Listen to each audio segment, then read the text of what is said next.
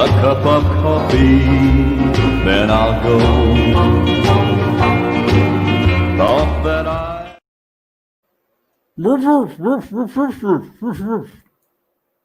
Oh, we're free. Welcome back to Grand Colombia. Welcome to another beautiful day in Armenia, Colombia. Keep that hat on. And before we get started, this is going to be about 1 or 2 minutes. Hello, Sandy. Hi. Who's here to tell us why she can't come today? Can you repeat, please? I cannot hear you. I said, you're here to tell us why you can't be on the show today. I can say like for a few minutes, right? Because today it's my my niece's birthday. Uh-huh. Niece's birthday. She's 1 year old not today. So my mom is here. She came to visit. And we have it's not a party, we are going to prepare a cake and a lunch and family, so I cannot stay too long, no, a long time here. Well, we have a special guest coming up anyway, so Without me. I'm cheating on you. Oh. So how's everything in Cuenca? So today is a beautiful day here in Cuenca too. It's really sunny. Really? Really? That's so rare. It's not freezing and raining. I know. It's a miracle. But it's beautiful. Really, it's nice weather. It's sunny. It's not like too hot because it's windy, but yeah, really, it's beautiful. So today it's kind of like it is here every day in Armenia. Yeah. Sometimes it's here the same. Yeah, sometimes. Sometimes. Yeah. You don't know when, but sometimes. It gets nice once in a while. A broken clock is right twice a day. See, so you don't know, but the weather surprised you. That's true. See, but that's what exciting. Else in Cuenca? What else? Now we have to pay tranvía. It's not more free. So yeah. It's official now. It's official. The first days were empty. But now I think people, like when it's free, todos using tranvía. But now the first days, like Monday, Tuesday, it was empty. And now I think yesterday I needed to take a bus, and I was close to the tranvía bus stop. I don't know, and it was poca, like maybe no more than 10 persons inside the tranvía. She's such a happy person. Oh, thank you. Thank you. Yeah, this is her natural state. The only time we had a big fight once where you weren't smiling. And then after you had your cell phone stolen for a couple days, you were really depressed. But except for that, you're always happy. I know. You remember one time we fight and I couldn't, you said some word in Spanish and I couldn't be serious. And I was you laughed at me. And we are fighting and I was laughing. No. Because you say some word in Spanish and I... Yeah. I don't remember the word, but I remember that. Yes. I remember we were at the kitchen and we were fighting. And you say some word in Spanish, and I. Oopsie, Well, the only I'm fights sorry. we ever have are in the kitchen. See, because I cook really good, and you cannot. Yeah, right. Yeah, let's talk about rice. You always burn the rice. An Ecuador girl that can't cook rice. Robert, get it fixed. I'm counting on you. She's got to go in a minute. Who can? Oh, I'm talking to somebody in the comments. Ah, okay. No, okay. So what else in Cuenca? I don't know if you watch the news, like a couple from United States. Oh, they were found dead. See, at the north of the city. Well, But for they were found because it smelled so bad. They were dead for 5 days. 5 days. And if they were here in Armenia, they wouldn't have died. Because they were cold and they used one of those gas heaters, and they either asphyxiated or it was carbon dioxide poisoning or monoxide poisoning, or they asphyxiated, one or the other. But it was because they were cold and they used that heater. It was both them and their dog. So you don't use like hot water there? Yeah, but we use the Electric. yeah, well, first of all, our places are ventilated, but it's not so cold that you ever need a heater. And the hot water, those instant, the calendar, so. Calentador. But they're always either outside or they're near a vent. Oh, my camera is.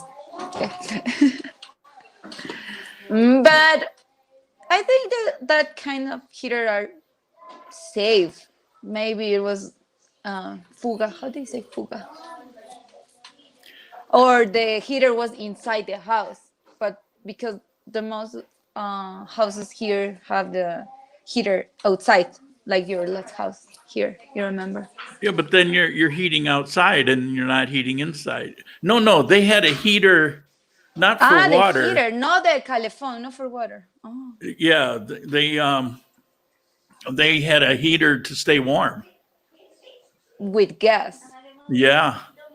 I didn't know. I saw was the calephone for water, the heater for water. No. Okay. Oops. Yeah, it was pretty sad. It was unnecessary. Part of it is you should know not to do that, but because a lot of people do it, they think, well, it'll be okay. But it's dangerous. It's dangerous. Sí. So, but there were a couple. They had to hug each other to be warm. Cacho. Mentira, cacho. They don't need a gas heater, right? Sí. Oh my God. Okay. So I'm happy being here. Yeah. With us. No. I was happy there too. It's nice. It's nice there. See, it's nice. Yeah, sometimes. I have to promote Cuenca. Well, you don't have to. But you are still winning. No, it's good. It's a beautiful place to visit. To visit, okay. Yeah. To live. Yeah, it's like Medellin. It's a gorgeous place to go visit for a week or two. No, for years maybe.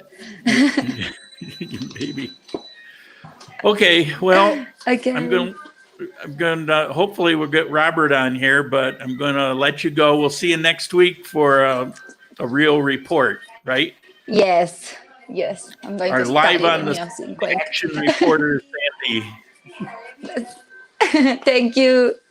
Ciao. See you the next Sunday. Bye.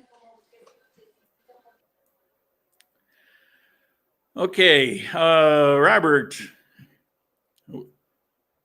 I want to have Robert on. Hopefully, he can sort out his technical difficulties because he's actually in Colombia. And I just did a video, some of you will have already seen it, about what he went through to get to Colombia. I would like it if he could come on live and maybe answer some questions, but I know he was having some issues, so excuse me. Whoop. I need this if people log in. It looks to me like I've got some kind of out of sync voice and movement. And I noticed that this morning on my screen, it's not my computer. It's on the software that online. What is it? StreamYard, and it's desynced today for some reason. I hear these showers with live wires too for heating water. Yikes!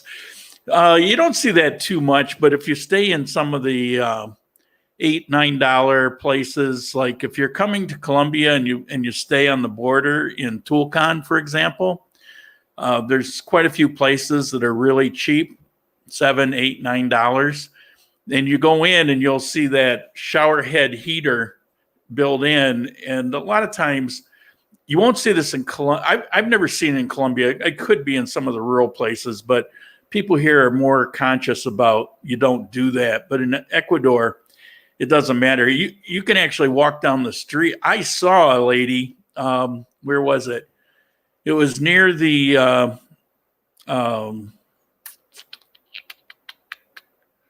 Millennium Mall in Cuenca, and there was a bunch of power lines that were just hanging down about waist high.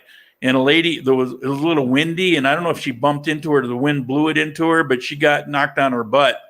A bunch of people came over and helped her up. I mean, it's crazy there for electrical. Okay, we got Robert. So before I lose him, I'm going to bring him in.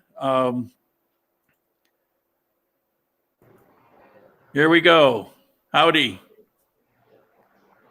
Hello, can you hear me? Hear you great. I see a nice park in the background. Okay. Well, yeah, it's off of a fairly main drag, La Setenta. A couple of blocks from the hotel. How's everything? Good morning. Everything's good. Let me show something here first. So I made it to beautiful Medellin. Weather's beautiful. I'm on a nice quiet street here. All looks good. The coronavirus test, they asked me for it when I got to the immigration desk, not at the customs desk. Yeah, I showed them a paper copy. I also had a copy on my phone just in case. And I had also uploaded the results. I had to upload it to the website, to the immigration check-in website, when I registered before coming to Colombia. Yeah, you can only register within 24 hours of actually traveling.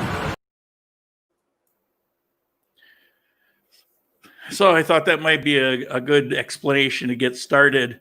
But you took an actual tour, right? Did you just freeze up? You're looking frozen on my screen. Hello, there you go. I don't know how great my connection is. Sorry, my connection may not be that great. Yeah, yesterday I did a full tour of all the different, mostly it was concentrated on the residential neighborhoods of Medellin that are most commonly desired by expats. That's basically what it came down to.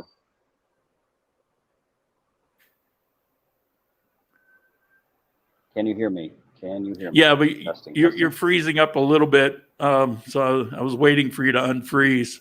You might be able to hear me, but I... So what are your impressions? I noticed that you're pretty fortunate that you're there on a nice clear weekend. I think it's partly because of COVID, the traffic's down, and I also, in some of the video clips you sent me, it doesn't look like there's a lot of traffic. So I think you're hitting it at maybe the most premium time to see it. Uh-oh, are we losing him?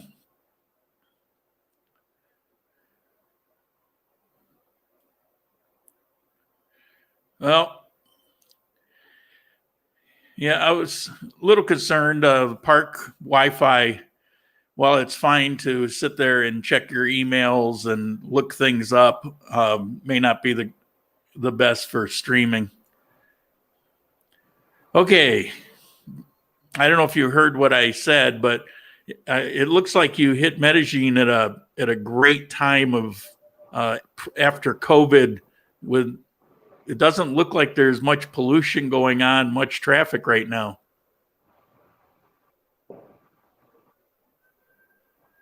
Hello? Oh.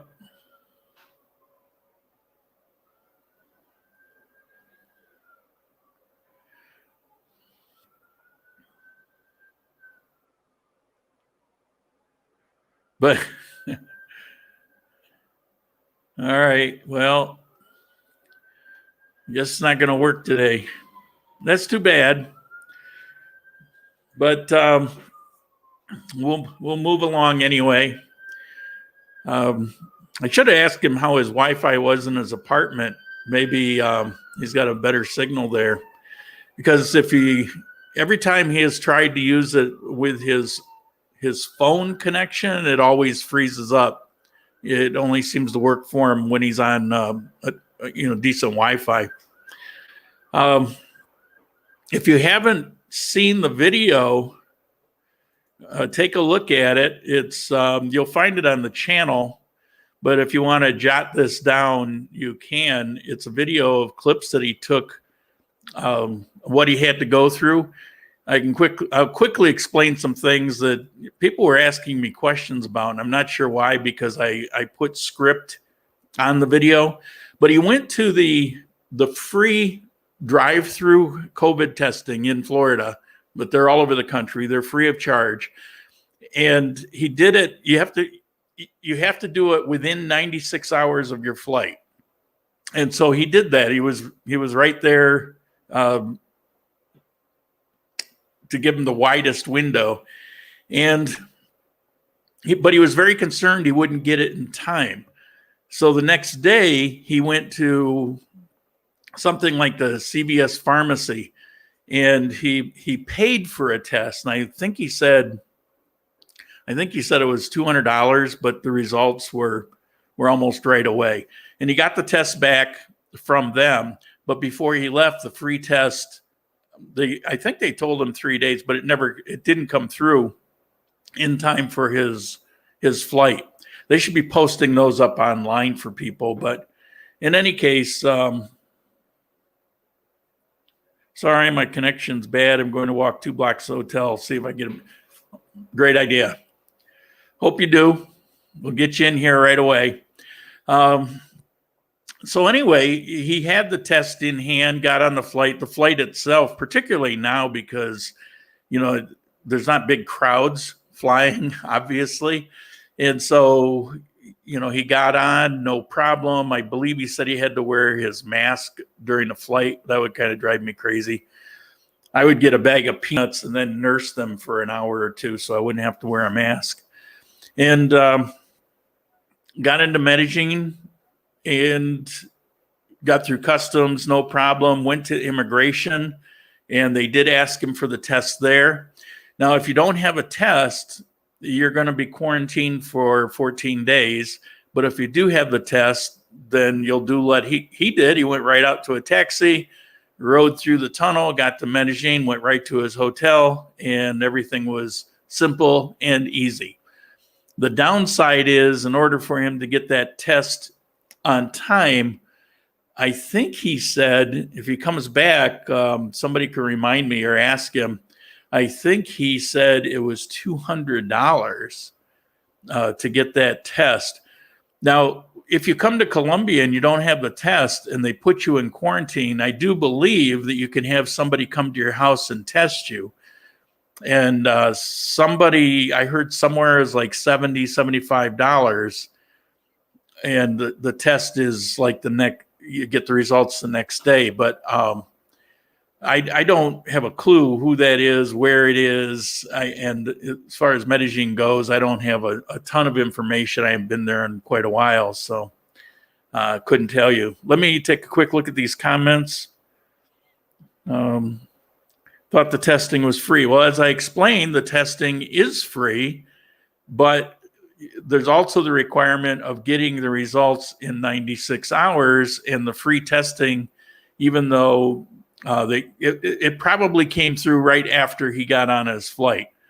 And he was worried about it, and he didn't want to waste his ticket, so he went the next day and did the pay testing, and that worked for him. It turned out it worked for him. I did a test in Atlanta earlier this week, got results phoned to me in an hour, covered by Medicare. Yeah, that's great too. I don't know. He's not old enough for that. So it's either pay or he could do the free.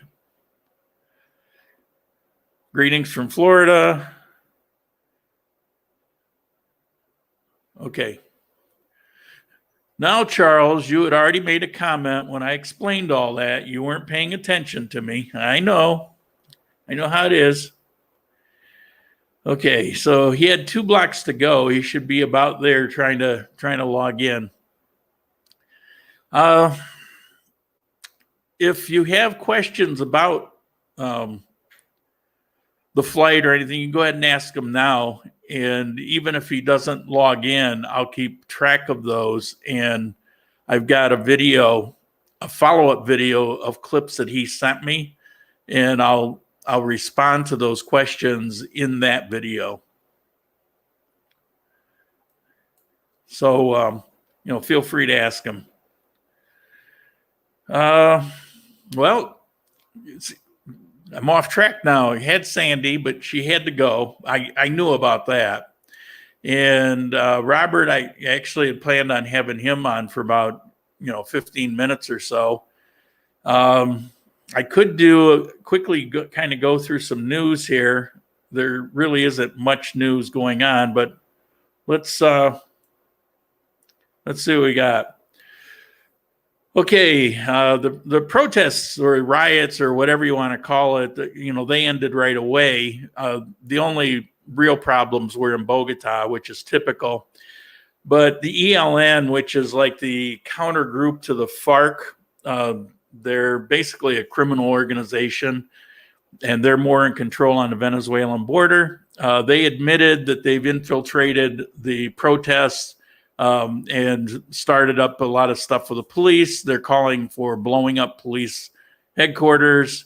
So anyway, we're done with that already because Robert is back, and we're going to see what we can do here. Okay, you're on the house Wi-Fi now. Testing, 1, 2, 3. Can you guys hear me? Yeah, looks good. It's smoother anyway. Beautiful. Were you on your balcony? Yeah. So you're right. Look, I don't know if you guys can see the sky up there, but it's very clear, very blue, crisp, sunny, warm day. Yeah. Typically, there you get 1 or 2 of those a week, but with the traffic and the buses, when things are normal, when traffic is so bad, the motorcycles are up on the sidewalks. It gets pretty bad. Your eyes will burn, your lungs will, it's just not the best. But in a situation like where you are now, with the traffic being down so much, it's gorgeous. It's really gorgeous there. Yeah, you may be right. Of course, I wouldn't know any better. This is my first trip to Medellin, but so far it's been very smooth. The whole trip's been very smooth from the beginning, much smoother than I thought. And I've been very lucky. Apparently, it's been raining a lot here just prior to when I got here, and it's been beautiful since I've been here. So can't complain. All's good. Nice. What's your impressions of Medellin? I mean, I've really talked it up as far as it being a world-class city. Do you think I'm crazy? No, I mean, I've done a lot of research on Medellin. I always planned on coming anyway, but I think initially I leaned a little bit more like you do. I don't know if I would want to be in such a big city, whereas somewhere like Armenia is almost the perfect size. It's got everything you need, but It has a small town feel. And when I'm in Armenia, honestly, it feels like I'm on one little main street almost. And all you need to do is go maybe a kilometer or two east or west, and you are in the country. I mean, there's no, it's farms and, fields and mountains and stuff. So, you're kind of close to nature if you want to be close to nature. And it's funny because people from Medellin will say, well, Medellin's not that big a city. And of course you can see the mountains around you and stuff. But when you're trying to get from point A to point B, it feels a lot bigger than Armenia. And of course, if you're traveling when there's a lot of traffic on the road, especially during peak hours, of course, just like any city, it's bad. But I like it so far a lot. The good thing about Medellin is there's a lot of variety, which I like. Like I don't know if you guys heard me or not, but the tour I went on yesterday was primarily focused on different residential neighborhoods in Medellin where expats tend to prefer. And I'm not sure if I would be in that same category or not, because I don't feel real comfortable being in real swanky neighborhoods necessarily. They're nice, but they're very kind of antiseptic and a little too quiet, and there's not enough contact, I think, with Colombians. And so I think I'd like to be in more of a mixed neighborhood that has a little bit of everything. And they have a lot of that here. So, I've only been here for 2 days, so I don't really know enough to comment too much, but that's the one thing I did see is there is a lot of variety. If you want isolation in really, really nice swanky places, there's a lot of those, but there's also a lot of like more middle and working class neighborhoods that Colombians live in. Like, I don't know if you can see my street here or not, where I am. I don't know about the sun. This is a quiet side street. I mean, it's very clean. It's quiet. It's very nice. And it's right next to the stadium area here in Medellin. And the stadium area consists of the stadium where they play professional soccer, the professional soccer team. But the stadium area also has parks. There's running paths. There is outdoor gymnasiums. It's a kind of a real cool area. When I got here the first night, actually, one of the major teams from Medellin was playing one of the major teams from Argentina. So it's amazing because there's all kinds of bars and little stands where all the people go out onto the streets, and they make it like a big party, and they had like fireworks. And I thought the fireworks were for me, but I learned later it was because of the game. Yeah, I love that area. It's a beautiful area. I was there years ago, but it was gorgeous then too. And what you're saying about the barrios, well, first of all, I do want to insert that what you're seeing is not typical Medellin. It hasn't fully opened yet. And so you're seeing foot traffic, car traffic, everything is way down from what it would typically be. Now, Armenia, on the other hand, is open, and everything looks normal. But I could see the effect just in your videos. I can see that effect there. But what you're saying about the barrios is true. I always say about Medellin, I don't like the pollution. I don't like the traffic. I don't like it's more expensive, and I don't like big cities. On the other hand, the barrios almost make it feel like when you're in that barrio, it's a small city unto itself because they are so unique to each other. One's hilly, one's more flat, one's more upscale, one's more typical or middle class, one's more historic. And so, that effect is actually pretty cool. You could find a place that you like there. Yeah, you definitely. For me, it's just the other things stand in the way. Sorry. Yeah, it's just that you have what Armenia has. You have more options. So if you like the north of Armenia, that's great. But if you don't like the north, there aren't a lot of other areas like that. Whereas in Medellin, you might find 3 or 4 of those in each stratus that you can kind of pick from and decide which is best for you. And like I said, my personal idea is probably to spend a lot more time in each city. When I am able to possibly take my early retirement in 3 years, I'm counting the months, September of 2023. If I can do it, I'll probably come and I'll rent something for 6 months in Armenia and then 6 months in Medellin, or if I like it, extend it and maybe move on to other cities. Now you haven't been to Manizales yet, right?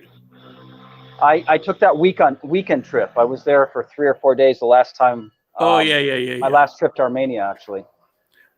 I spent 2 days in Armenia and I think 3 days in Manizales. I was going to say, I should take you to Manizales because that's like, it's like a place in between Medellin. It doesn't have the pollution. It doesn't have the traffic. It doesn't have the expense. And it doesn't have a big city feel. So, you know, but it has lots of different barrios. It's bigger, you know. Armenia is what it is. Manizales is really pretty. I like it. Just looking at it, it's a more beautiful city than Armenia, but there are certain advantages that I like Armenia more. Manizales is really hilly. Manizales is really hilly.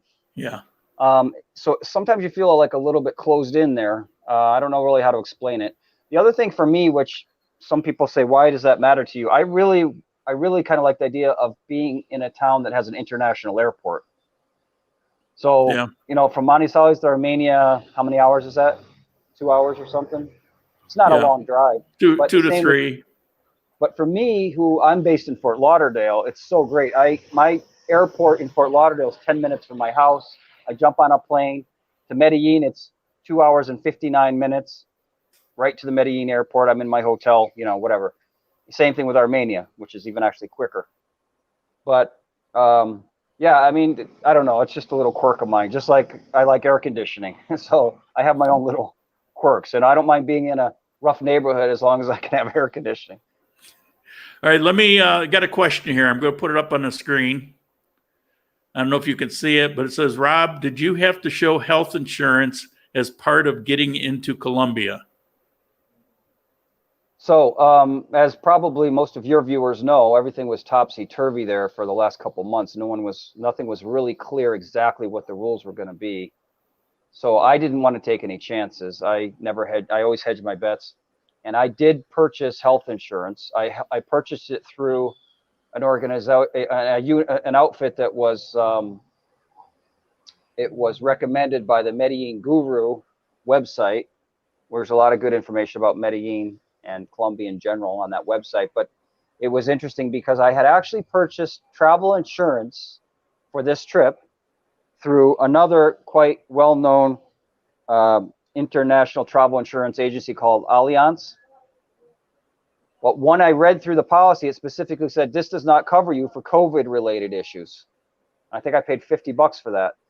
So then I got on the Medellin Guru website, I went onto their links, and they recommended someone that said specifically this does cover for COVID-related stuff. And I didn't want to take a chance to get into Colombia and then say, oh, great, you've got the health insurance, but it doesn't cover you for what you need to get in.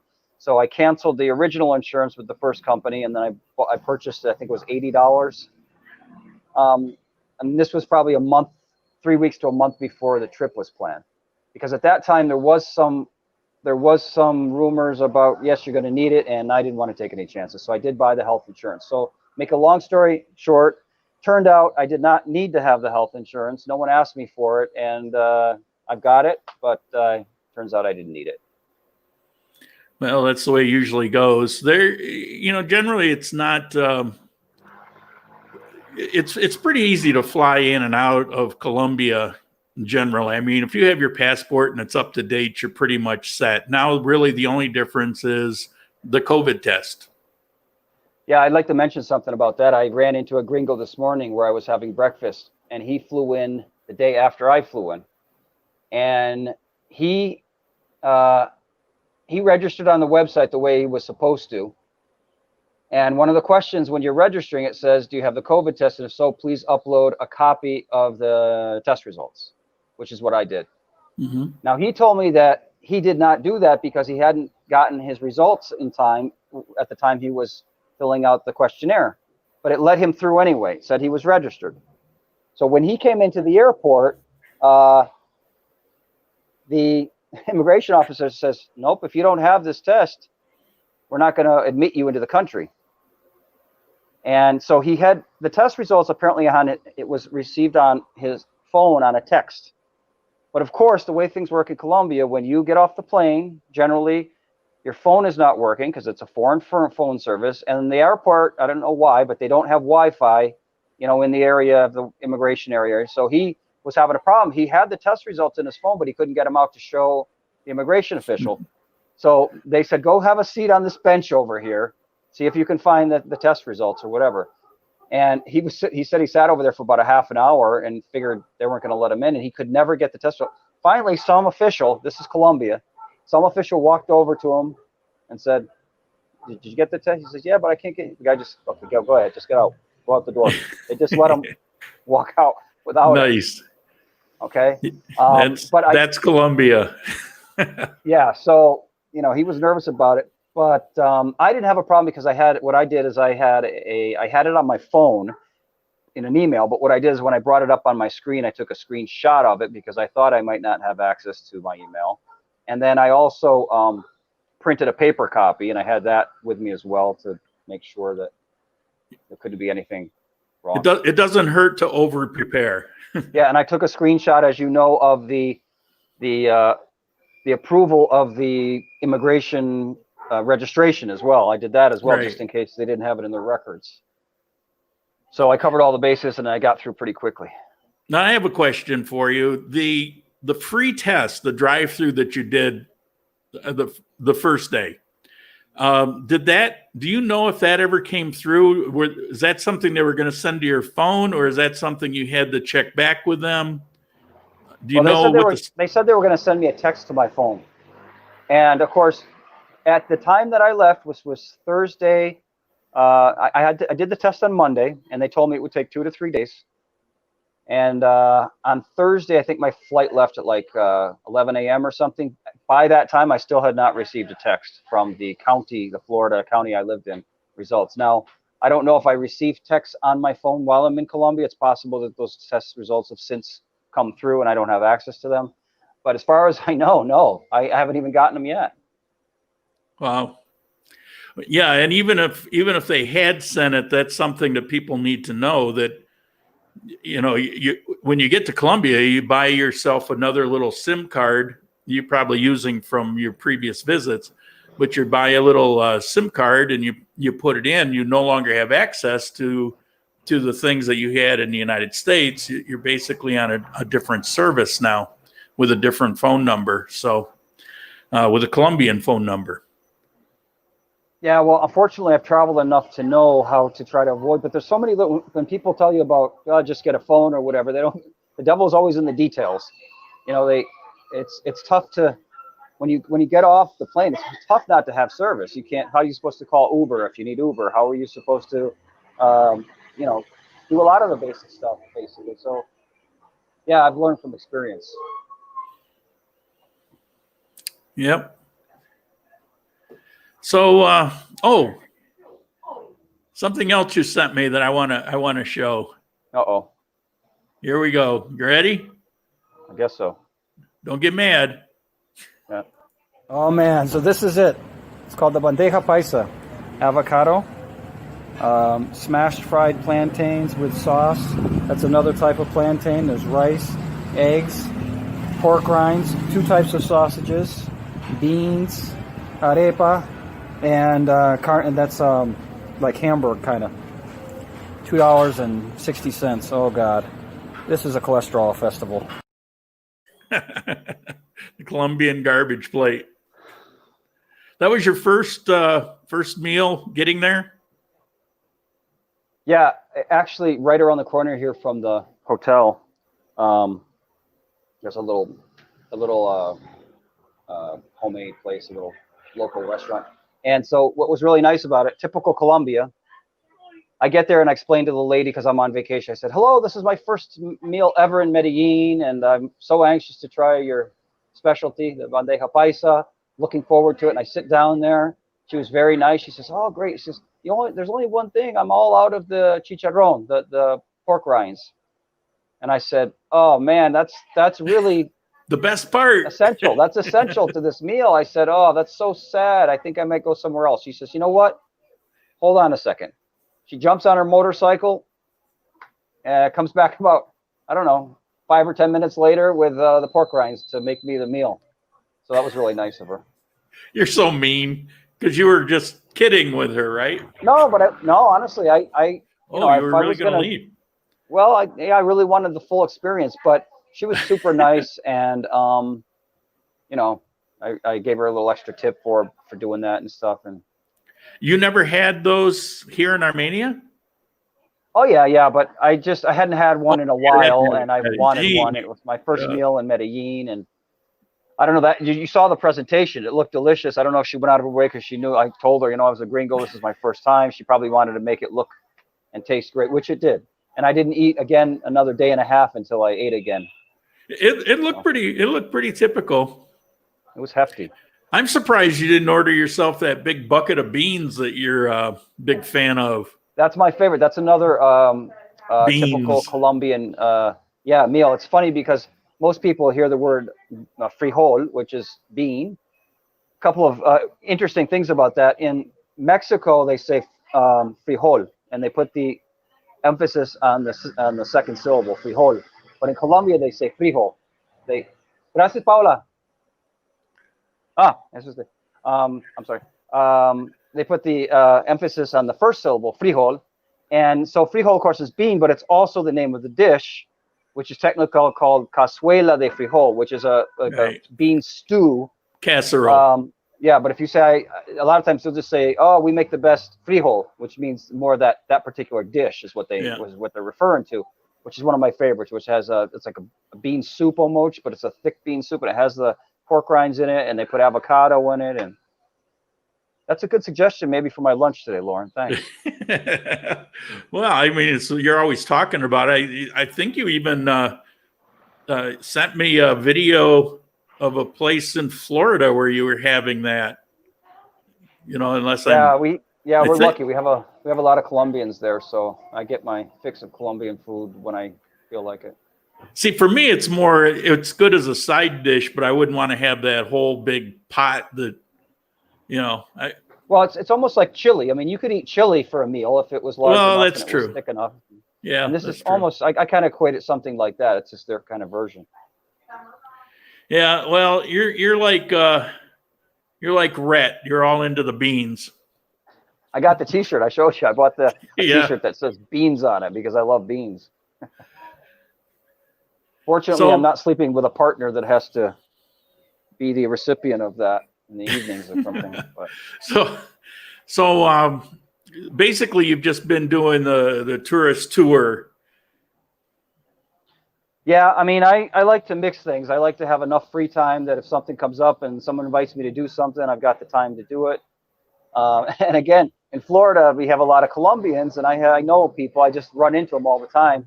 And I happened to mention to a couple people I was coming down, and one lady who's Colombian says, "Oh, can you pick me up? I need some certain medicines that I prefer that are only in Colombia. They don't sell them in the United States. Can you pick me up a couple boxes of that?" So I had to go to the pharmacy and do that. And then this other girl said, "Oh, my mom lives down there, and she wants to give me a gift. Is there any way you can meet up with her and pick the gift up?" And I said, "Sure, I'll do that." So I'm doing that today. But, you know, I get to see different neighborhoods. I talk to people, and they usually invite me for coffee or whatever, a pastry or something. So I like to keep a lot of free time. So I mix things between formal tours and having free time. And I'm a walker. I like to walk a lot. The first day I probably walked, I don't know, maybe, 10 miles or something the whole day. My legs were killing me. Have you been, I know when you come to Armenia, you're always getting hit on by girls. Are you experiencing anything like that in Medellin? Are you seeing a difference? And I don't mean just with girls. I mean in general. Well, there's one big difference. There's one big difference. Do you want to meet a guy that looks like this? Yeah, good point. So, I don't know. I'm only here for a weekend, so I'm not really looking to do that. But I mean, people are very friendly. So you could easily, if you're a gringo, you could easily confuse someone, attractive girl, just being nice to you in a service industry, for example, as if she were hitting on you. You know. Yeah, that's true. That's true. I generally assume they're not hitting on me. And then if something happens, it happens. But well, I remember like one of the hotels you were staying at. the girl actually asked you out to dinner or something. So No. What happened was, see, even a funnier story than that. She was the one that I registered to get into the hotel with the first day. And the second day, I needed something. Remember, I had bought some. My feet were killing me so bad because I had walked for all day that I bought some of those insoles. oh yeah, And I didn't. And they were some sort of material where I couldn't just cut them with regular scissors. So I went down to the lobby and I said, "Do you happen to have this?" And she gave me these scissors like you use when you're in 6th grade to cut out paper dolls or something. They didn't work, but she was helpful, so she knew who I was. And then something happened where like 2 days later, I got a text on my "What's up?" just out of the blue, and I didn't know who it was. It said, "Hi Robert, how are you? This is so and so. Would you like to go out and have coffee or something?" And I had no idea who it was. And I said, "Who is this?" I typed back, "Oh, this is so and so. I'm the receptionist at the hotel." And so I did. I ended up ended up and had dinner together one night or something. But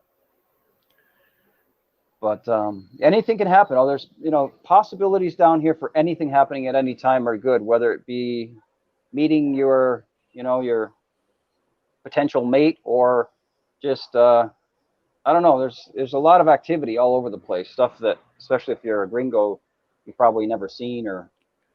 Yeah, I was viewing that.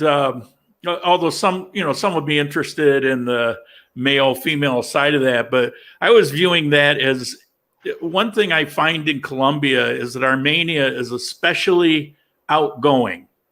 And that was such an example that when you told me that, I wasn't the least bit surprised because I experienced that a lot. And I can say I never experienced it in Manizales. I've never experienced it to the extent that I have in Armenia. In other places, in Cali or anywhere else, that it's may something be true. I experienced here. I don't think there are quite as many gringos in Armenia either. Well, when you visit, there's you. Me. Yeah, a handful of others, and Mark. Oh, well, he's in Manizales still, right? Yeah. No, I was told that most gringos actually live in and around Salento, and in total, in Quindío, I was told by our police friend there, he said there was about 200. Mm-hmm. That's nothing. So how many, if most of them are living around Salento, there's probably 20, 30, 40, 50 maybe in Armenia. I never really see them. It's really rare. You got Justin. And the other thing that's a big advantage to me is that I speak Spanish, so I can engage on another level. I mean, I can engage in the level of, just doing business with them like you normally would, and that kind of evolves into a conversation. And so that's true. And you're a pretty outgoing guy to begin with. A little bit, yeah, sometimes. Nice. So I'll be looking forward to more of those clips.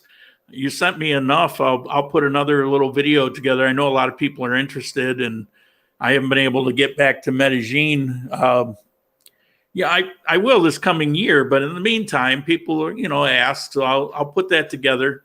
The only thing is, I apologize in advance for the quality of those videos because my phone is not very good and they're kind of shaky, and I'm in the car and stuff. So yeah, I think there was one or two that's horizontal, and all the rest are the vertical strips.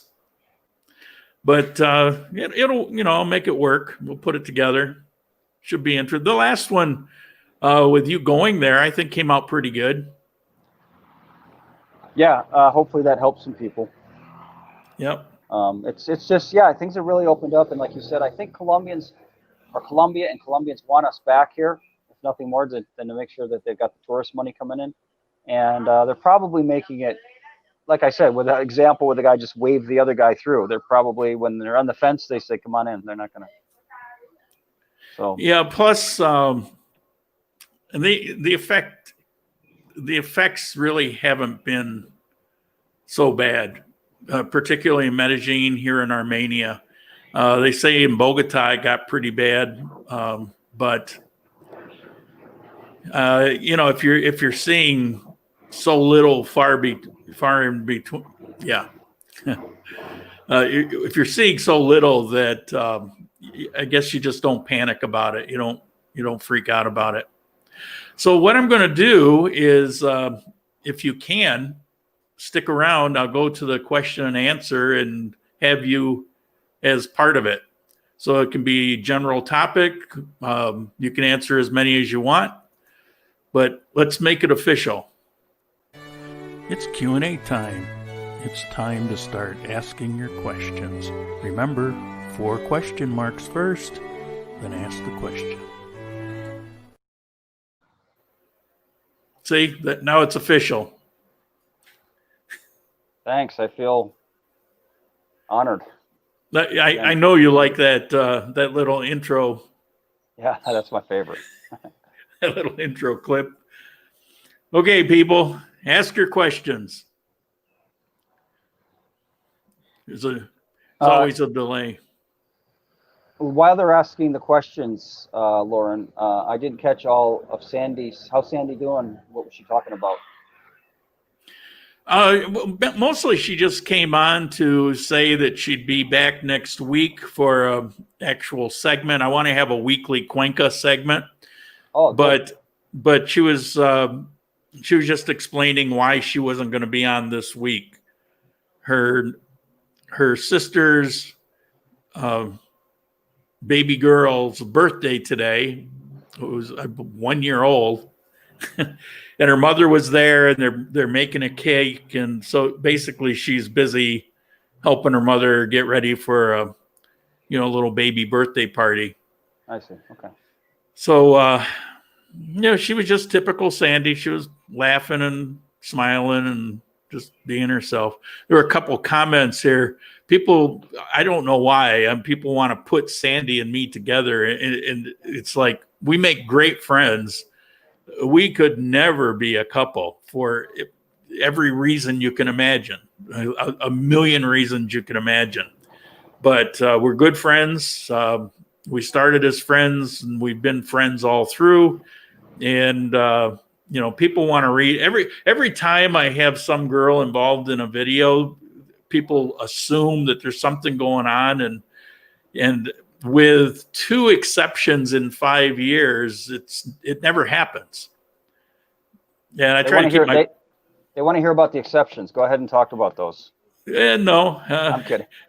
I keep my personal life personal, but I don't. That's not my life. Okay, I think, what do we got here? It's not really a question, but I think Rio Negro is a perfect place for you. It's middle-sized town, cheaper, no pollution, close to Medellin International Airport, but it's more expensive than here. And I don't know, maybe there's a lot of nice places. Yeah, some people did mention Rio Negro to me, and my idea is to get to know Medellin really well and then start going a little bit further out. So I'm sure I will hit that area.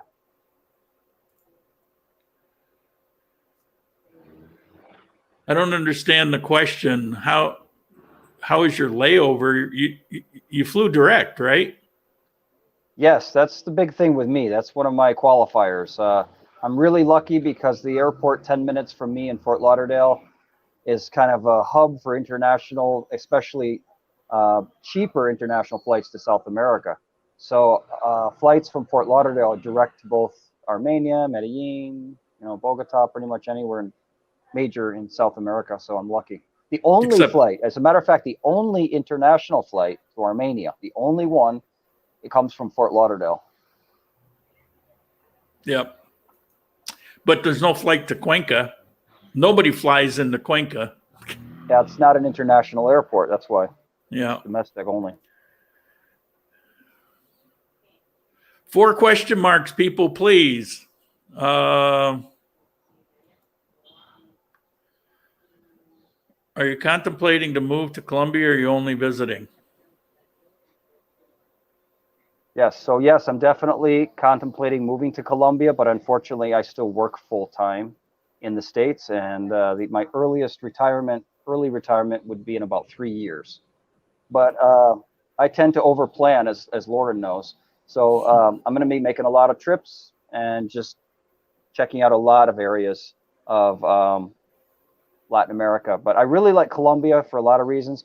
One of the biggest things that Lauren mentions, and I also, on the tour I was on yesterday, if you're a gringo, if you're a foreigner, a Westerner, and you tend to have a Westerner look, it's much easier to blend in Colombia and not stick out. And after you've been here a while, you learn to appreciate that, because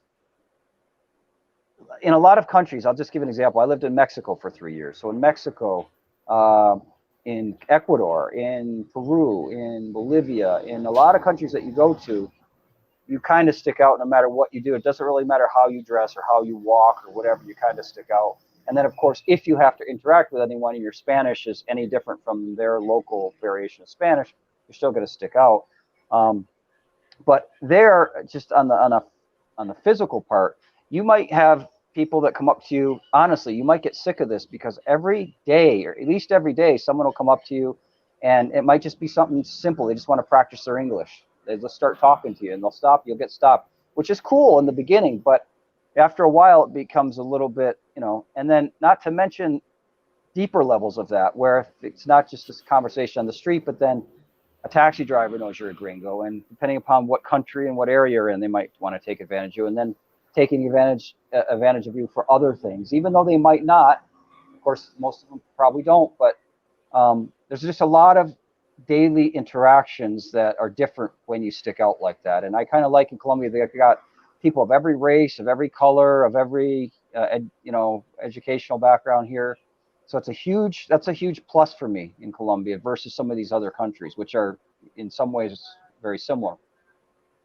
But yeah, that's a great point. I've expressed that a few times, that it's what I love about Colombia is that no one assumes that I'm a gringo. They assume that I'm from here, and then find out that I'm a gringo. Right. But in Ecuador, it's just an automatic assumption, and you're treated differently. Sometimes more formally and more respectfully. Sometimes more like a target. Sometimes they're like sycophants that are sucking up to you because they think you're going to get something. It just, it's fake. It's not real. It's like I feel when I go to Los Angeles. It's like plastic people, and I don't enjoy that at all. And you're right. Yeah, and Peru, even if it's not a bad thing, it's just like you kind of just want to be another person like everybody else, kind of thing. Yeah, exactly.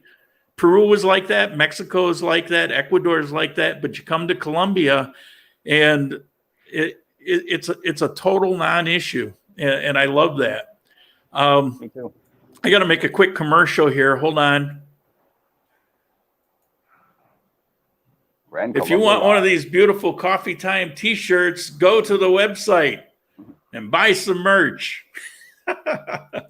Oh, I should have worn my Grand Colombia shirt today. I actually have it here. Yeah, there you go. T-shirt. Okay. What does Rob do for work? Wow, personal questions. I'm a government stooge. There you go. I work for Social Security. Yeah, actually, there was one before that. Is Robert military or a cop? Oh my God. So this is a true story. This is a true story. Every single day of my life, every day, at least once a day, someone asks me that question, and this is my time. I told the guys yesterday, I got asked that question yesterday as well. I don't know what it is, my haircut or something, but everybody asks me that. No, I've never been in either of those fields. I'm too much of a wimp to be either a cop or in the military. Well, it's your general look. I mean, you got the hair for it. You're a pretty fit guy. You just have that. You have that police authoritative appearance. I should start carrying handcuffs around with me or something. More police than military. Well, you could do that, but probably more here in Armenia. All right, what else? Average temperature and humidity. If you know, fine, but not expecting you to be Wikipedia. Are there mercados, as in Ecuador? Prices? Well, I can't really get into that. Actually, I've covered that in some detail recently in some videos. There are mercados, but it's different than Ecuador. I saw some others here somewhere. Here we go. Both of you could pass for Colombianos until you open your mouths. Robert, where did you learn your Spanish? In my early 20s, I ended up spending about 3.5 years in Mexico. And I lived in Bolivia for a year, and I've done a couple of long trips all through Central and South America. And then later, after I kind of learned Spanish, I actually went to school and got a bachelor's degree in Spanish. So it was interesting because when I entered my university classes, most of the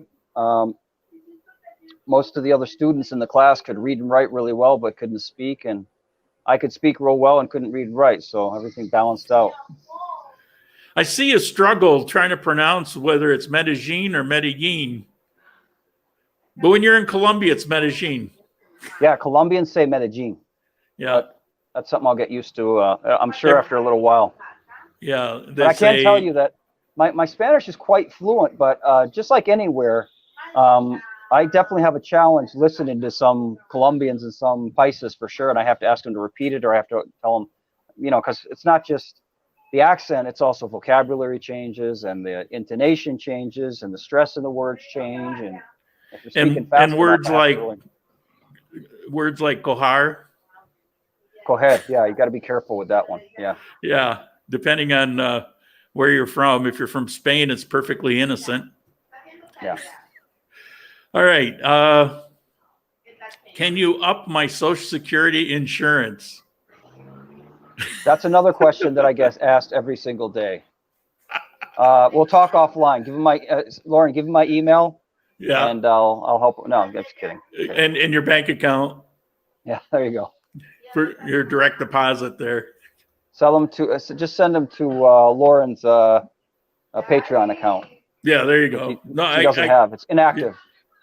Yeah, I've got a new one that's working great. It's really awesome. The link is in the description, and it's also on the website. So if you like the way Patreon worked as far as the monthly subscription thing, it works far better than Patreon actually. Can you guys see the hotel I'm staying in? Yep. Nice. Take a little walk down the street until my signal goes on me. They have their own garage there. Yep. So if you want to drive down from Seattle, you got a place to.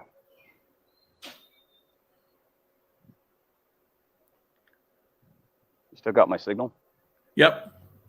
Yep. Very nice. It's got to be a good, strong Wi-Fi signal in that hotel. Well, they probably got routers. They probably got routers on every floor. Girls on the motorcycle just waved to me. They want to be on your Instagram. Does look like a beautiful day there. Yeah, it is. It's quite warm. I mean, when you're the nice thing here versus being in Fort Lauderdale, of course, is here when you're in the shade, it's nice and cool. The sun is really hot, so if you're out under the sun, you can really feel it. Of course, in Fort Lauderdale, it's so humid all the time. It doesn't matter if you're in the shade or the sun, you're suffering. Well, here's another question. I don't know if you can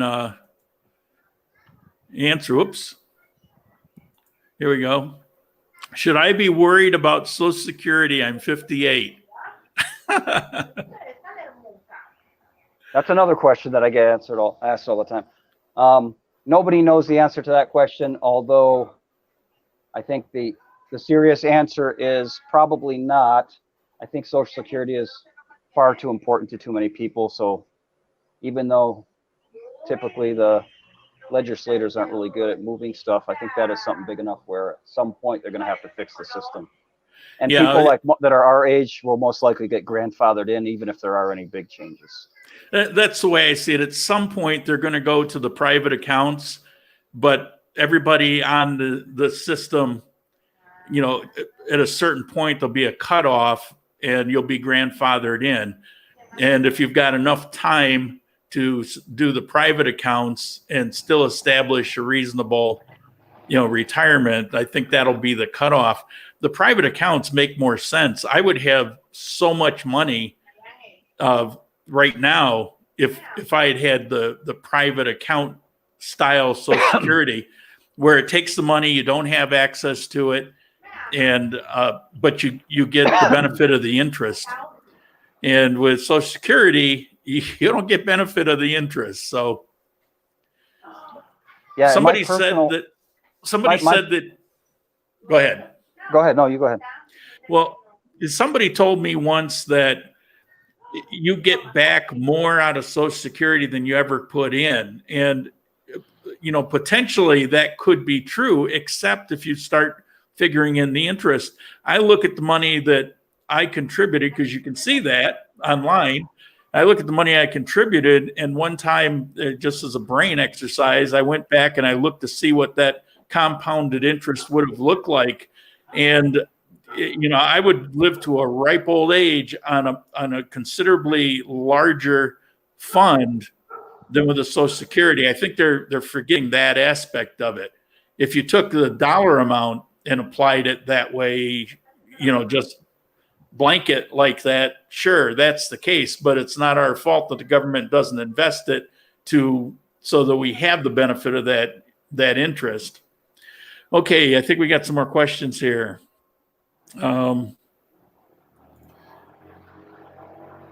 Did Rob consider Bucaramanga, mini version of Medellin with international flights from Florida and hotter? Haven't been to Bucaramanga. That's on my list. I was under the impression there was not an international airport in Bucaramanga, but if there is, that'll definitely be on my list. Thank you for the suggestion.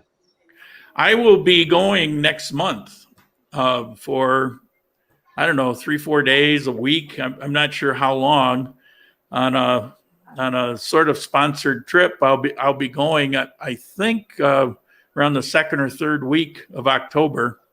And I'm really looking forward to it. It's a place I've always wanted to go and have never been.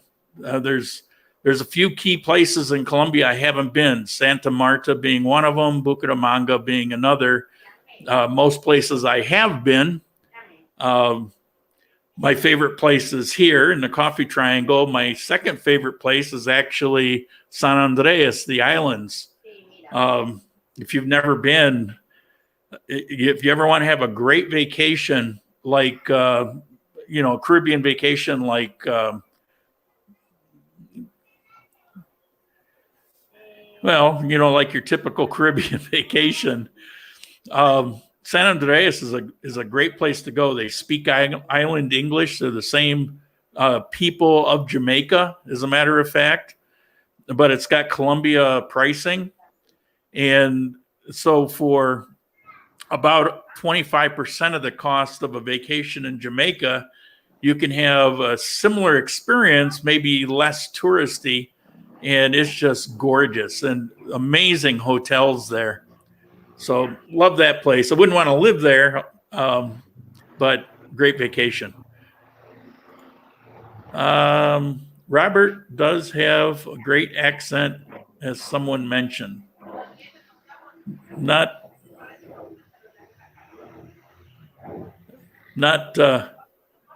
my English accent? Yeah, I don't know. I don't think I spoke Spanish. I'm not sure. I have different English accents. I grew up in Vermont, where we talk like this a little bit. You got to get the kills out, go up to the bar, and you get your 12 gauge out and do that kind of thing. That's how we talk in Vermont. That's how we talk in Vermont, where I grew up. Yep. I'm from upstate New York, and where I'm from, we talk, what do they call it? News English, or when I was growing up, all the newscasters spoke with this non-distinct, non-accent, and that's what I grew up with. Neutral Midwestern. Yeah, it's the prototypical non-accented American English. Now for Spanish, this is how my Spanish sounds. In Mexican Spanish, you would say, "Yo estudio el español en la escuela." And where I live now in Cuba, they would say, "Yo estudio el español en la escuela." But Colombian Spanish is nice and neutral. It tends to be, among the Spanishes that I've studied, it tends to be one of the easiest to learn. So that's another big advantage here in Colombia. It definitely is, for me, more understandable on a daily basis.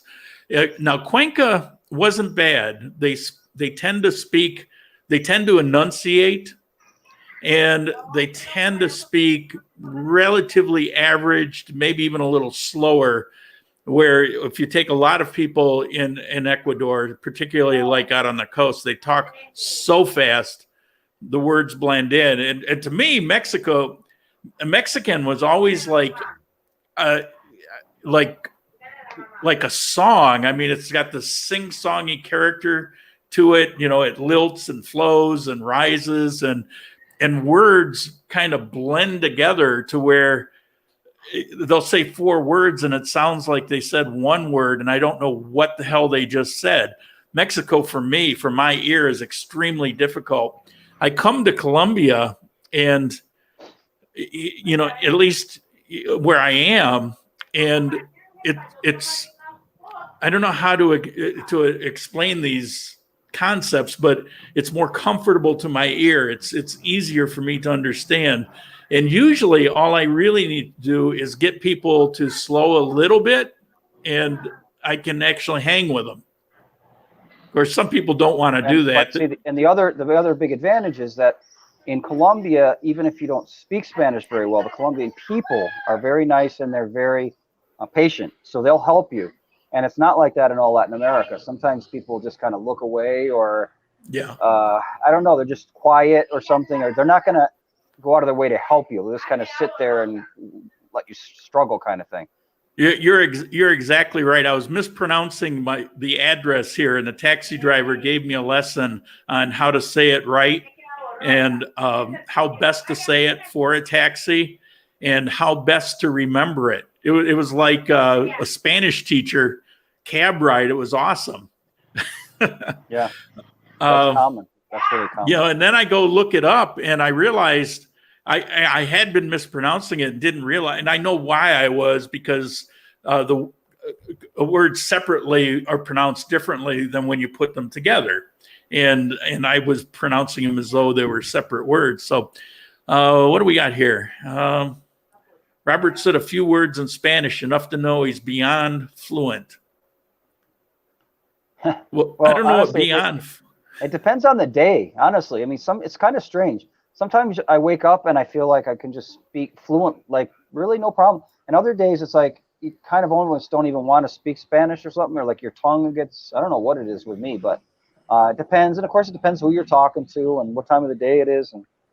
But the good thing is that you don't need to know much, and you can really get by. And once you know a little, you'd be surprised how it takes off from that point. You just need like a base, and then basically after that, you're just accumulating vocabulary. And whether you conjugate verbs right or not, doesn't matter in the beginning. And that's another level that you would end up taking off. Once you've got the baseline, then the Spanish on itself, if you're using it on a daily basis, just boom, just takes off. And then before you know it, I remember in my own situation, I remember just waking up like 6 months after I started learning, say, wow, I actually understand what people are saying. They seem to understand what I'm saying. Does this mean I speak Spanish?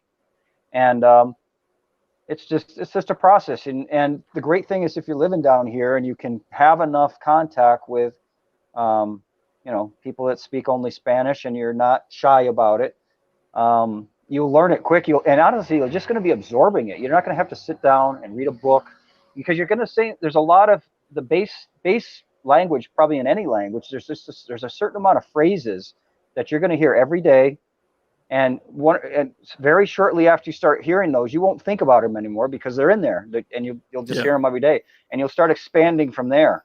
So once you're down here, it's great. You won't as long as you're open to it. And I said, you don't have to sit there and say, I need to study. And sometimes I'm a curious person. So when I hear a word that I've never heard, I'll look it up because I want to know. So maybe that helps me learning a little quicker, but it's just kind of it's like putting a puzzle together is what it is. Yeah. It's gotten a lot more comfortable for me, even since you were down here the last time. which is funny because I've been through so many lockouts, but I don't know, maybe gave me a fresh start. Now I know that Ecuador lovers, get upset when I'm comparing Cuenca, but I think people want to know. And one of the things about Cuenca in particular that always made it difficult or uncomfortable for me to use my base Spanish there was that there people have this thing where if you're not speaking it properly, they act like they don't hear you. They're just deaf to what you said. They don't try to understand. They just kind of cut you off. They'll go to the phone or they'll go look for somebody who speaks Paola. English. Saluda. Hi. That's Paola. She's a really nice girl. She helped me here at the hotel. She helped me get my phone set up. She's in there. Bye, Paola. Sorry. Assistante. Yeah. So, that was my experience there, and it was difficult to get around that. But here, as you say, everywhere you go, people want to help you. It's like everybody's a Spanish teacher. They don't cut you down. They don't pretend they don't hear you. They're very helpful with that. Oh, you mean this, this, and this, and you could say it like such and such, and and I love that. I appreciate that. It's you don't feel bad. Yeah, it really is a luxury. Like I said, if you just feel feel enough, stupid. and if you've traveled enough in Latin America, you'll see that's how it is. That's a luxury down here. Yeah. Does Robert prefer retiring to Colombia rather than the U.S.? You can see people are tuning in at different times. Well, that's my plan, just because what's going to be happening in my personal situation is that I'm 55 now, and I work for the federal government. And in 3 years, I will have 20 years in with the federal government. And after 20 years, I would be eligible for a pension, which is about $1,000 a month. So I could potentially retire at 58 with a $1,000 pension. My idea, just because anyone who's ever had a chance to retire early, everyone's always told me to do it. Your life is yours. You're not on anyone else's schedule. You have flexibility to do things. And I feel comfortable down here in Latin America, so I most likely will end up retiring here. And of course, I would be eligible for my Social Security at 62. So I would be living on $1,000 a month pension. Plus, I also own my apartment here in Fort Lauderdale, so I could either rent that or sell that. And all that stuff combined would get me through to 62 for Social Security. That's my own idea. Yeah, it's a gorgeous place you got there in Florida. I mean, somebody will snap that up. I mean, it couldn't be it's right on the ocean. It's gorgeous. Yeah, but what I tell people is I own my apartment in Fort Lauderdale. Right. But I pay $630 a month for maintenance, insurance, taxes and stuff. And down here, I'm paying $200 to $300 for a apartment bigger than the one that I'm in. Maybe not with so many amenities and stuff. But I mean, just think about it. All the extra money I'll have left over where in Florida, I would be able to survive, but I couldn't have enough to do what I want to do, which is continue to travel. I want to be able to travel to the U.S. at least once a year. I want to be able to do at least one big international trip to somewhere exotic once a year. And then I want to be able to travel in Latin America, whether it be Colombia. It's very, very inexpensive to travel here. Once you're down here in Latin America, it's very inexpensive to travel and see really cool, amazing things. So that's probably going to be my idea. Yeah, and if you were there, you would still have to work for another 3 or 4 years, where if you come down here, you can actually retire sooner. And you're right. The feeling of being in charge of your own destiny and not having to answer to, I got to answer to viewers to a certain extent. All you have to do is read the messages I get. But that aside, that feeling is worth gold. I love it. I'm so somebody made of you, Lauren. Damn it. Bucaramanga is not an international airport. You have to connect through Bogota. I believe that's the case. Yeah, that's what I thought. Somebody else told me that too before, but I wasn't sure, so I didn't want to contradict. He's so lucky to fly direct. Well, you just got to plan it. Well, I'm very lucky, and if you think about it in general, that I happen to live there in Fort Lauderdale, and these places are so close to me. Let's see. What do we got here? I skipped some.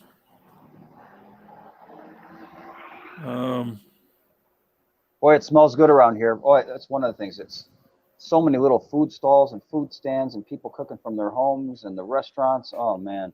Yeah, I get that here too. I'm on the 10th floor, but there's a bunch of restaurants like a block or two away, and I get these smells wafting through. It's you don't forget to go make dinner because it's going to remind you. It kind of reminds me of walking through Manhattan or something, but it's that cacophony of awesome smells. Did he sense any anxiety on his flight? Yeah, actually I did. Not for me, but I was traveling next to a little old lady next to me, a Colombian lady who had been trapped in the US during COVID. So she had gone there to, her daughter, I think, was giving birth or something like 6 months ago, and she was going to help out and she got stuck. She couldn't come back to Colombia. And she got really nervous because people were telling her she wasn't going to be able to get in without a test and all this. And she was crying, and I was trying to comfort her. And so there's some level probably, but I kept telling her, no, don't worry. You're Colombian. And even if you did have to quarantine, you're going home. So they're not going to kick you out of your own country. And I explained to her that the airline has to take certain responsibility when you get on their plane to make sure you've got what you need, because otherwise the airline would have to foot the bill to get you back and all this other stuff. So, but there was probably a little more tension, but no, I think, the good thing is that Colombia is kind of a laid back place anyway. It's not like the US. It's hard to explain, but it's laid back, I've written the script for my video coming up about what I hate about South America. And Colombia 20 years ago is very different than it is today. Today, it really is much more laid back. It's much more efficient. Getting a visa is a piece of cake. It was actually a pleasure to go through the process because there was almost no process to it. But 20 years ago, it was very bureaucratic. And flying in was bureaucratic. What do we got? This is my buddy James. He's the gringo that I met at lunch today. You're live. Hello, Gringo YouTube James. On an expat channel. Yeah. And what are you eating there? Mango. Mango with salt. So James, I'm sorry to interrupt you guys, but James just came from the outdoor gym that's over there by the stadium. He just worked out. He invited me to go with him, but I had to be on the show here. How'd it go? It's great. You got to go over there. Just remember to say no salt. Just remember to say no salt when you're ordering your mango, he says. They cover it with Otherwise, salt. they cover it with salt. I hate those green mangoes. All right. Nice to see you, James. This is where I am. I'll hit you up later. Yeah, that's where I'm at. Ciao. Okay, we got a question here. Does he have a YouTube channel? He should. Kind of, but it's not really related to any of this stuff, so I would say no. Yeah, you do these little parody videos that are pretty good, actually.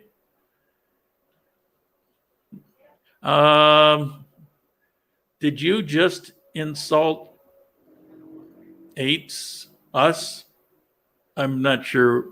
David, did you just insult somebody? Yeah, no, I don't know what that is. I don't know. Lawrence always insulting somebody, but I don't think he did. That's true. Anybody. Yeah. Are the rules for long-term visas getting harder from the past in Colombia? Can you compare Colombia to Southeast Asia like the Philippines?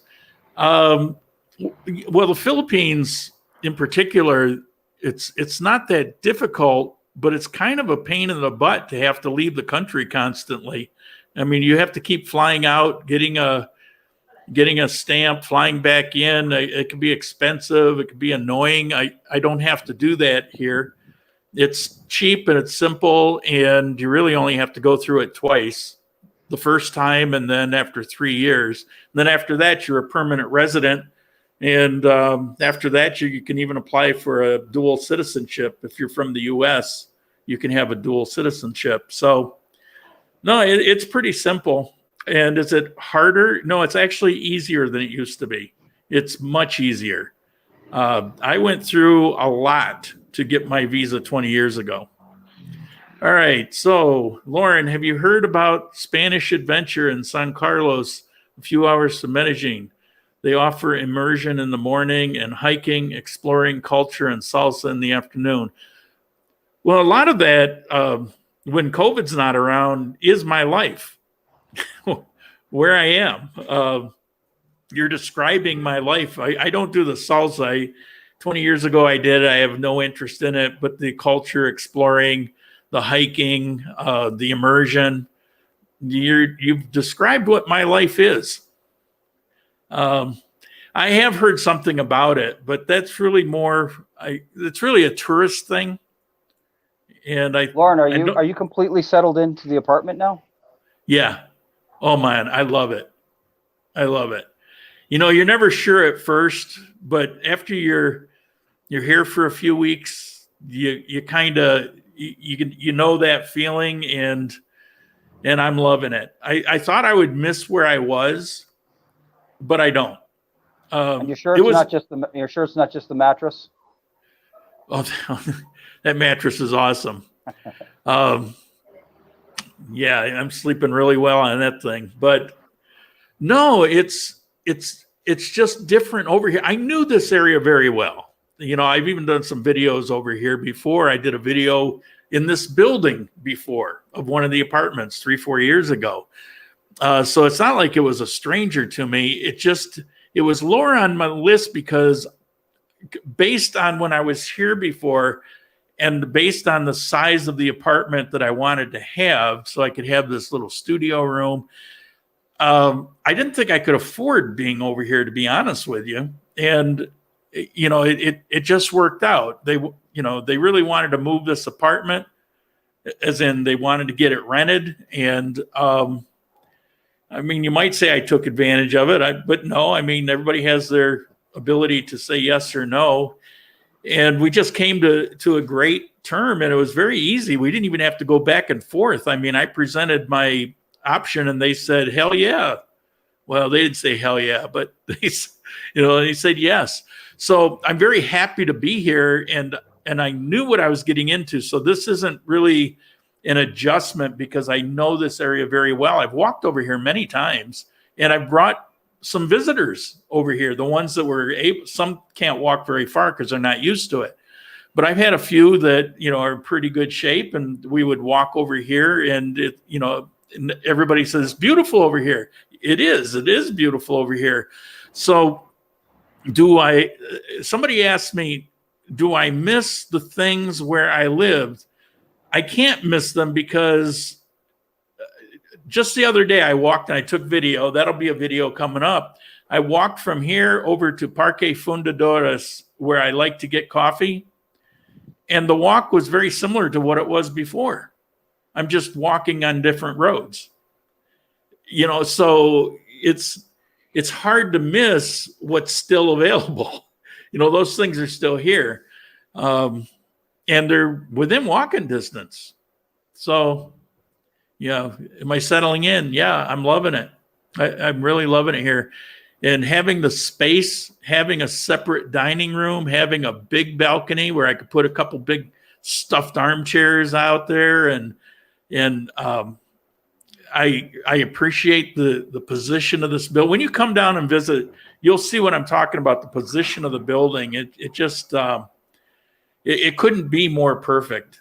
Now, if I were in the other wing, the building's like in a V, and it's the thumbnail for this coffee time. If I were in the other one, I'd be getting a direct afternoon sun, but I'm not. I'm in this one where you can see in that photo, it's in the afternoon, and the entire side of my building is in the shade. So when the sun is at its peak, I'm in the shade. It's just perfect. All right, I've rambled on too long about it. All I'll just run down through here. I'm not getting question marks, but there might be. Spirit Airlines shows direct flights from Fort Lauderdale to Bucaramanga. Okay, well, we don't know. I've heard that it's not international. Maybe it is. I don't know. Grew up in central New York, very plain. Okay.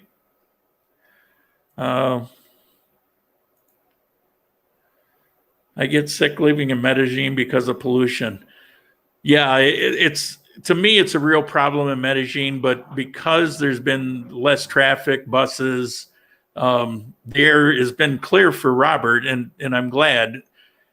Normally, don't expect that normally, because you're not gonna see that normally. Is dating easier in Armenia compared to Medellin? Does age gap matter in Colombia? Maybe, maybe not. I don't know. No say. Well, you're going to have more to choose from in Medellin, and Medellin is not quite as conservative as Armenia, and but there's advantages to both. Armenia's got a lot of very, I don't know, beautiful and really nice people at the same time, and you're in a big city here in Medellin, so what's the difference between a beautiful woman in a small town in the U.S. versus a beautiful woman in Manhattan? It really depends. But well, it's a good point. That's similar here. You're on the street a lot more here, and I think you have contact with a lot more people here. So you're going to have a lot more chances to just randomly run into somebody in situations that are not going to be that uncomfortable. Whereas in the U.S., you might have to actually walk up to someone out of the blue and try and think of something to talk about. Here, you're going to have like every day, as long as you're someone who's not a hermit, and you're out just doing normal stuff like Colombians do on the street. Most apartments here are very small. Refrigerators are very small, stuff like that. So you don't go necessarily to the grocery store once every 2 weeks and stock up. Usually you go every day or every couple of days to buy your fresh fruits and vegetables and steaks and stuff. And maybe I'm exaggerating, maybe not every day, but you're out a lot more just doing things. So I think it's a lot more natural way of meeting people. That's a good point. And I think this is what I would say it would be the difference is that in Armenia, I think I know people here are more focused on the personality of whoever they're talking to, that be it dating or otherwise. Whatever surrounds them isn't important. It's the person. Where in Medellin, just because it's a bigger city, because it's more expensive, it tends to be more wealthy people around. I think there people are more viewed as a package deal. So a girl there might be more apt to not just look at the personality, but also look at the package it's coming with. Do you have a car? Well, that's a plus. Do you have, they'd be more apt to have a little checklist because there's a lot of guys for them to choose from also. And so they're more apt to have a bit of a checklist, where in Armenia, they're really just interested in, are you the kind of person they want to be around? Yeah, and as far as the age thing goes, in general, it's a lot more flexible down here, because down here, as long as a woman really feels like you really seriously care about her, and down here it's very important for them to feel like they're cared for and the person cares about them. Looks is not a big priority, and age is not a priority. I mean, you could have big age gaps, but you have to be someone who's sincere. You have to be someone who's really, really interested in a relationship type of thing, I think, because they're going to go all out for you. They'll Colombian women, to me, I've dated Colombian women. And to me personally, not to offend any American women, but they're the best women on the planet for me. And for loyalty. Yeah. Not just that, but the way that a Colombian woman grows up is they grow up to sacrifice everything for their family and their relationship. So they will go head over heels to make you happy. I mean,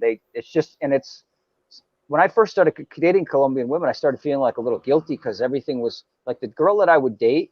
Let's say that we wanted to go see a movie or something. She'd be like, "Oh, I said, what do you want to go see?" Whatever you want to see, she would say, and anything to make you happy. And they were happy to do it. It wasn't like they were doing it just to make you happy. They were sincerely happy to see you happy, and that extends to a lot of things. Like I know guys, American guys, or not even American guys, but Colombian guys that cheat on their wives all the time, and Colombian women will be much more apt to forgive their men because she says, I'm going to forgive it because to me the number one priority is to make this relationship work and to make my family work and this kind of thing. And it's almost too bad because sí, no hay problema. It's almost too bad because I think in some ways some Colombian men, again, I'm generalizing, they take advantage of that. I see that sometimes. I'm getting off. Well, men here cheat a lot. And the thing about Colombian women, you're leaving out a step. After they beat him up, scream at him, make his life miserable, they will then forgive him. But they're very passionate they'll get really angry about that situation, but they will forgive him. And you're right. Yeah, that's the thing. And here it's almost a thing with the guys. It reminds me of when I was in high school a zillion years ago, where, it's like you brag about how many girls you got on the hook. And here, I mean, that kind of thing is alive and well with the guys here. And that's one of the reasons why you'll find Colombian women are actually interested in foreign guys, right? Because like in the U.S., yeah, there's dogs in the U.S., but there's less so. It's less cultural in the U.S. We kind of got through that 50, 60 years ago. But here in Colombia, it's kind of at its peak. I mean, it's no different than it was 200 years ago. And so they appreciate what, I did that dating video and it's cultural here about age not making a difference. And I explain why. Again, we're generalizing because that's not every female is the same. But the biggest thing is just the security. And I don't necessarily mean security in finances. It's security in that relationship. It's security in knowing that whatever's happening will be there 10 years, 20 years. Exactly. It's that comfort of security. And that's the biggest thing that you'll see, except in the gold diggers that you're going to run into. And for them, it's going to be all clothes and travel and dinners and and the like. And, and it's like that everywhere. Did Robert know he would retire to a Spanish-speaking country when he was younger? Well, it depends on what you said with younger. But no, I mean, to me, it's just a natural progression. Like I could, I guess, retire in Asia or something. But because I speak Spanish and also because I really like that I'm only a 3-hour flight from the U.S., to me, it's just better for me personally. I mean, I know there's absolutely beautiful, very, very inexpensive places in other parts of the world. It's just, to me, it's the best choice for me. Yeah, I've been to those places. Some are somewhat tempting, but this really checks all the boxes for me. Reese, I was in Medellin this February for a few days and I developed a cough that disappeared when I got to Armenia. Could be a coincidence. No, it's not a coincidence. That's exactly the issue. It's even when you don't see it as being real heavy, there is a pollution. You're in a bowl. You're surrounded by mountains, and that pollution is kept down in that city. And so all the buses and cars and all the things that are happening there, and there's an industry, that's all kind of, on some days worse than others, but it's all kind of kept down in that bowl and you're subjected to it. And it's problematic. And when you come to Armenia, one, we don't generate any real amount of pollution, but any little bit that is here, it's blown away. We're not in a bowl. We're on the side of a mountain. And so that constant updraft that goes on that you see gliders take advantage of, that keeps the air clean. So it's not a coincidence. That's exactly what the experience is. And as I said, Robert, you're there on a unique time. But if you go back 6 months from now, it won't be like that. It's going to be different. Again, every day isn't like there are days when that basin kind of cleans out, and I would say if anybody's from Medellin, you can vouch for me here or say I'm crazy, but I would say typically once or twice a week you'll have a relatively nice day where you feel like you can breathe, but the rest of the week you know that you're in pollution. And it's not for me. City size, pollution, traffic, and expense. Those are all the reasons I couldn't live there. But if there wasn't the pollution, if there wasn't the traffic, and if it wasn't expensive, then I could find a barrio that I could live very nicely in and not feel like I was in a big city. So, but it is, those other things are there. So it's not for me. Okay, we done with questions? What time is it? Oh boy, another running long day. Well, I think we're going to wrap it up here. Robert, thank you so much for coming on, talking about. Right, I got the streets of Medellin to explore. I got to get going. Yeah. All right, you got a flight tomorrow? Tuesday. Yep. Well, we'll see you here next time. Sounds good. Thanks for having me on. Have a good day. Okay, ciao. Bye. Okay. Take a look at this last. I can't read I don't know if it was a question or what. It seems like you basically have everything in Armenia very close to Medellin, but I don't know about weather difference. Also, it should be cheaper to live in Armenia. Well, it's definitely cheaper. It's as much as half the cost. It depends on a lot of, when you talk about cost of living, everything depends on so many things. It's like where you choose to live, how you choose to live. You can live here for $800 a month. You can live here for $10,000 a month, or any point in between. What are the average daytime highs in Armenia? What are the average daytime highs? Well, actually, I do kind of know, but that number means nothing here. The average daytime highs are in the high 70s, but you'll have a number of days where it'll be 82, 83 degrees. And because we're close to the equator, it could feel hot, except when you're in the north and you have that constant breeze, it's never uncomfortable. It's just, there was one time in the 2 years I've been here where that breeze went away for a few hours, and then there was a huge storm afterwards, and the breeze kicked up. It was like a tornado came through. That was very unusual. So if let's say it's 82 degrees and you're walking down the sidewalk and there's shade trees everywhere, but you're walking down the sidewalk, 82, that could feel hot depending on where you are. But when you have a constant breeze, say 5-6 miles an hour blowing across you, all of a sudden that 82 feels like 76. And that's the nice thing about Armenia, is that I can be at just shy of 5,000 feet. So it's a relatively low altitude. So I don't have lung issues.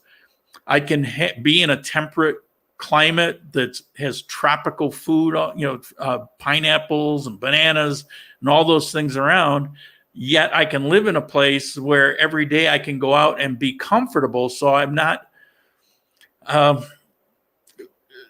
some things about places I've lived that just kind of ruin your life there.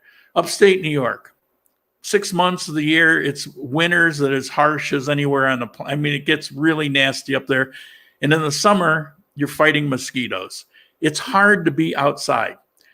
You have places down south, you know, in Florida, where it's a lot of the year it's going to be muggy and just oppressively hot. I lived in North Carolina for a while, and you got a fair amount of that, where you just don't want to be out there because, you know, the sun's kind of beating down on you. Places all around the planet have these issues that you can go out, but it's just not ideal to be out. In a place like this, I can go out pretty much every single day and enjoy being out and not worrying about mosquitoes or being too hot or being muggy. Or, you know, it's just gorgeous here. So those numbers mean nothing when people get here and they actually feel what's going on. All of a sudden, those numbers are out the window. I've had people argue with me that have never been here, well, I looked on the internet and it said this and this and this, so I know damn well that it's hotter than that. Okay, you know better than I do. You know, I've just been coming here and living here on and off 20 years, you know. What do you say to that? Okay. I don't see any more question marks. Okay, so we're going to end it. That's it. We're going to end it. We should end it the way I began. Nope, no more COVID. We'll see you guys next time.